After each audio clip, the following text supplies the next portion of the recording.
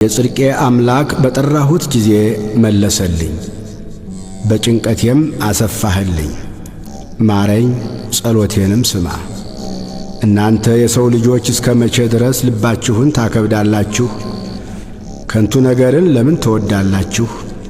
ሐሰትንም ለምን ትሻላችሁ? እግዚአብሔር በጻድቁ እንደ ተገለጠ እወቁ። እግዚአብሔር ወደ እርሱ በተጣራሁ ጊዜ ይሰማኛል። ተቆጡ፣ ነገር ግን ኀጢአትን አታድርጉ።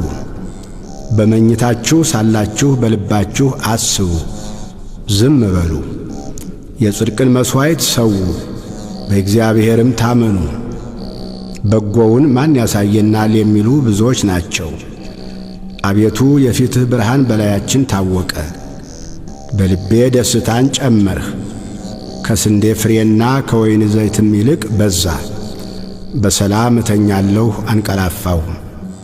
አቤቱ አንተ ብቻህን በእምነት አሳድረኸኛልና